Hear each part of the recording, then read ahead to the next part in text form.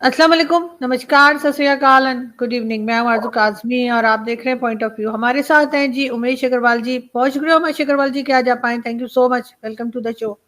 जय सिया राम आरजू जी। जय सिया राम। सर, आज हम चैट जीडीपी के बारे में आप हमें बता रहे थे कि वो पहले जो है वो चाइना जो था वो बहुत उसको एक्सपेंसिव दे रहा था या अमेरिका दे रहा था। आप उस बारे में मुझे कुछ थोड़ा बता रहे थे, मैं उसको पिक नहीं कर पाई, लेकिन यहाँ पर मैं जरूर आपसे पूछना चाहूंगी कि क्या कहेंगे आपके, ये क्या नई चीज आ रही है जिससे कि लोग सीख सकते हैं या लोग आगे बढ़ सकते हैं। देखिए, मैं ये बताना चाहता हूँ, पहले तो चैट जीपीटी है, इसको बनाता था ओपन एआई। ये सैम ऑल्टमैन की कंपनी है। इसमें इलॉन मस्क भी पहले पार्टनर थे।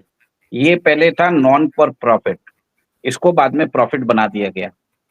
आपने सुना होगा कि डोनाल्ड ट्रंप ने $500 बिलियन का इन्वेस्टमेंट कमिट किया था एआई इंफ्रास्ट्रक्चर फंड पे, जिसमें सैम ऑल्टमैन की कंपनी ओपन एआई रहेगा, फिर उसमें माइक्रोसॉफ्ट रहेंगे, ओरेकल रहेंगे और सॉफ्ट बैंक थे। इसमें इलॉन मस्क की कंपनी को इन्वॉल्व नहीं किया था, जो एक्स एआई थे। ठीक है। आपने देखा होगा जनवरी 20 को, जिस दिन डोनाल्ड ट्रंप ने शपथ लिया था, उसी दिन चाइना ने डीप सीक करके अपना ही ओपन एआई लॉन्च कर दिया था। और जैसे ही आपने को मालूम है, नवंबर में बाइडेन एडमिनिस्ट्रेशन ने जो ये चैट जीपीटी जिस प्रोसेसर्स पे चलता था, उसको बनाती थी एनवीडिया, और उसके ऊपर उनको उन्होंने बैन लगा दिया था। ठीक है। तो अब क्या हुआ, चाइना के अंदर एक टेकी है जिसका नाम है लियांग वेलफैंग।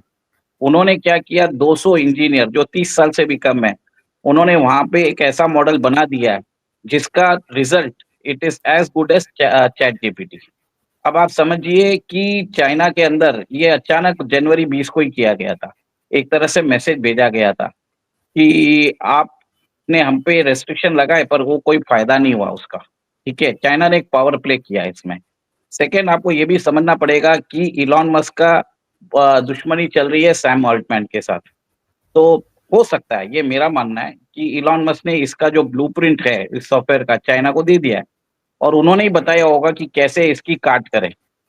अब आप देखिए, चैट जीपीटी के अंदर एक लर्निंग मॉडल होता है, उसको समझाने के लिए कम से कम $100 मिलियन वो लोग खर्च करते हैं।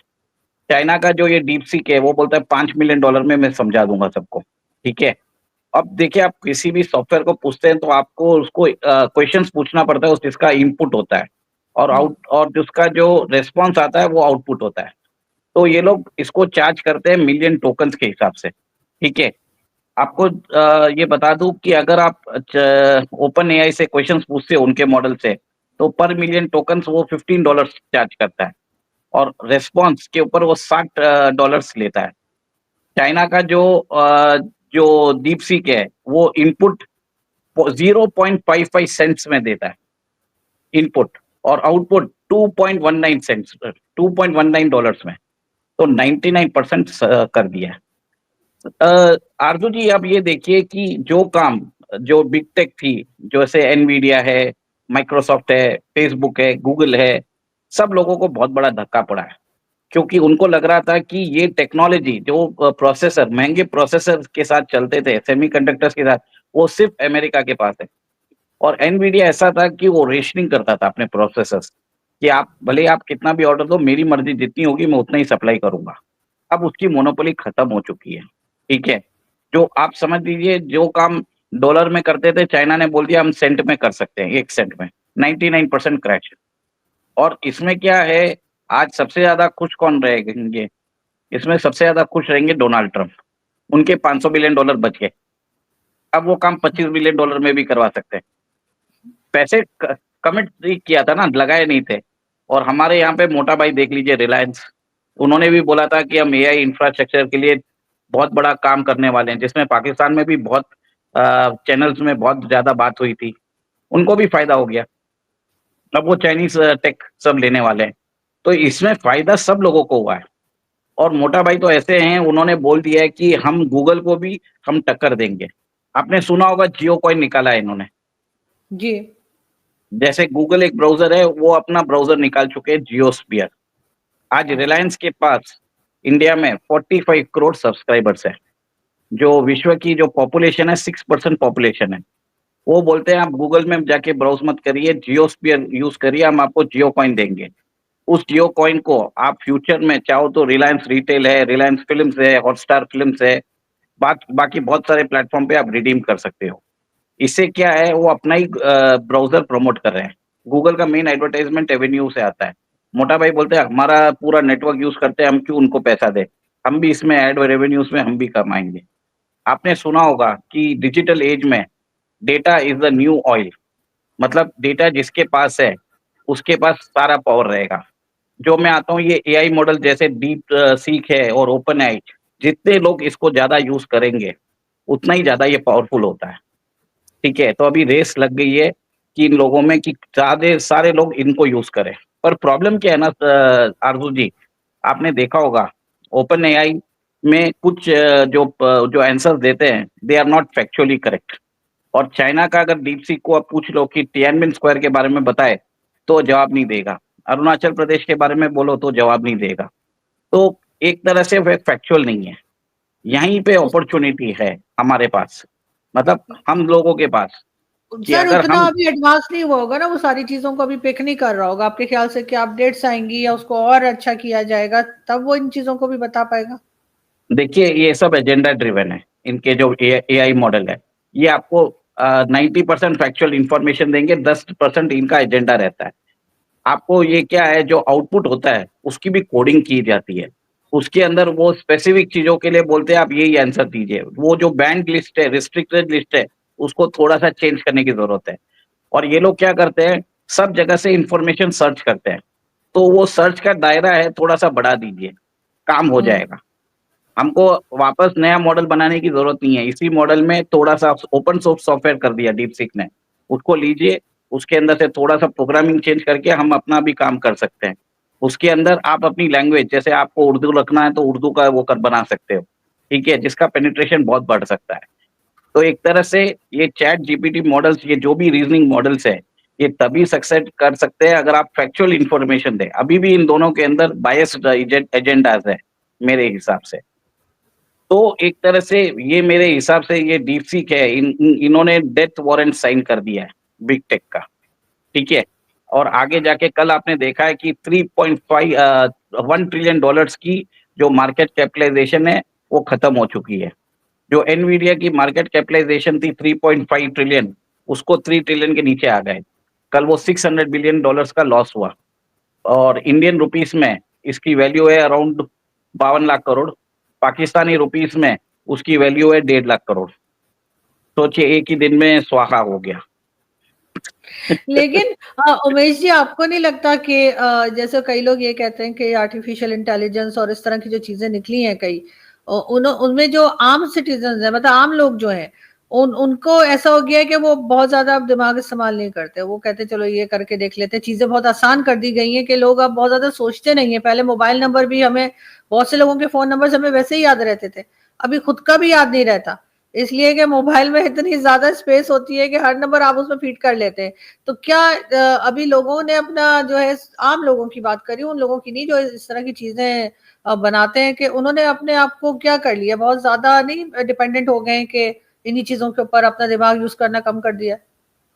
देखिए एआई के कारण आप जो information retention and recall capacity है, बहुत लोगों की कम हो गई है, आपने बरोबर बताया, ठीक है?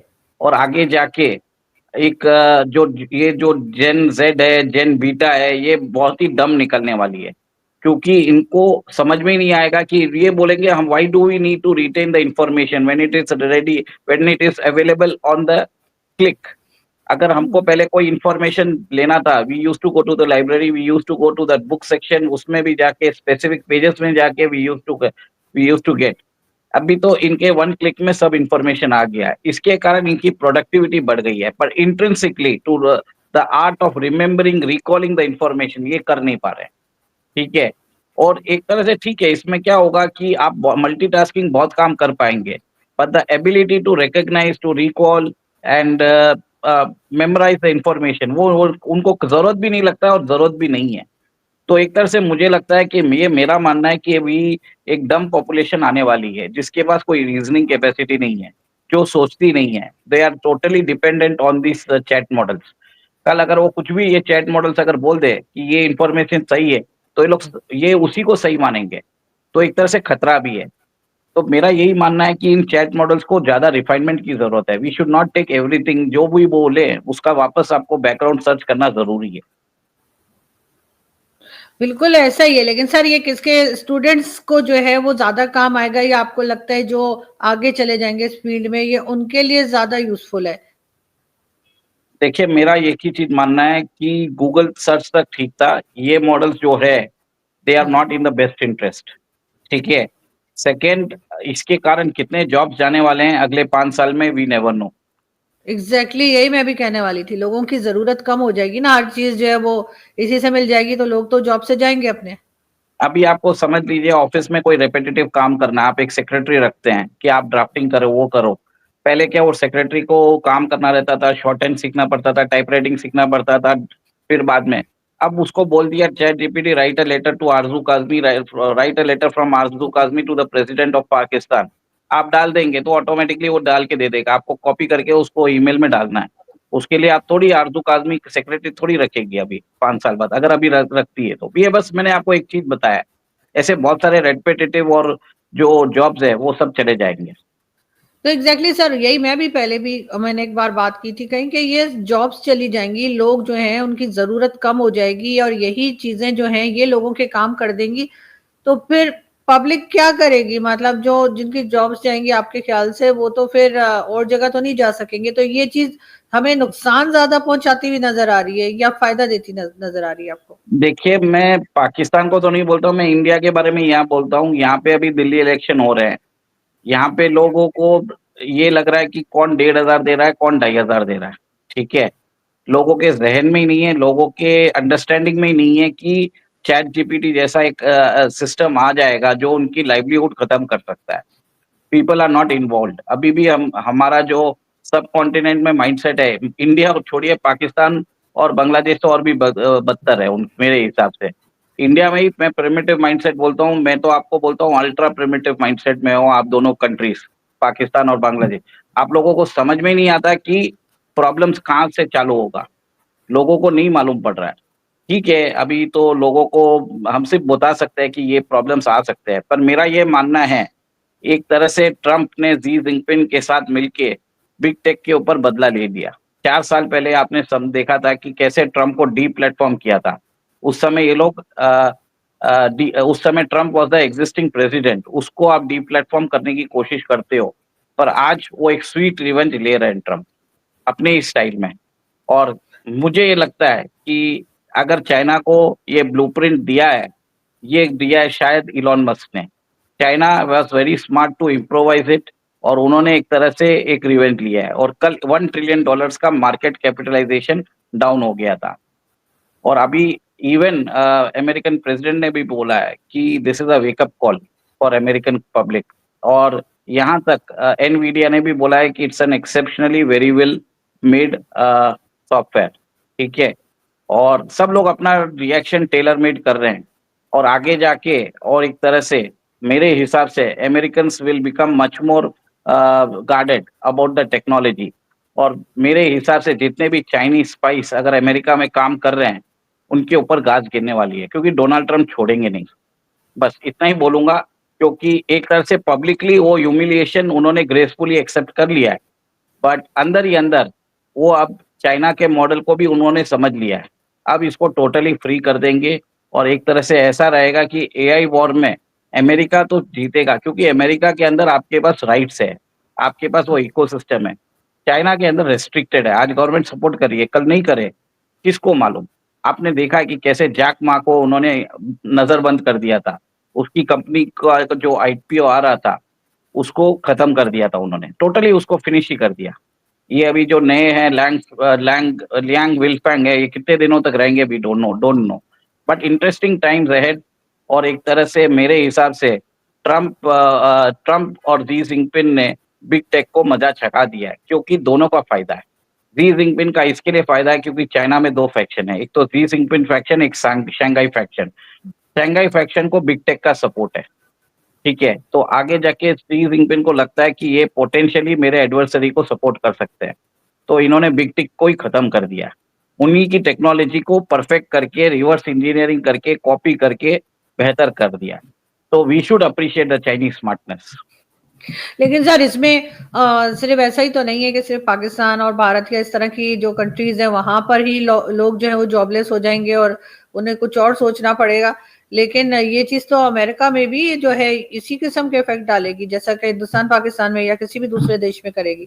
तो अमेरिकन क्या ये नहीं सोच रहे, या उन्होंने कोई और प्लान नहीं बना रखा कि प्लान बी भी एक होता है ना, कि हमारे लोग जो यहाँ से निकलेंगे या उनकी जरूरत नहीं रहेगी वो फिर क्या करेंगे?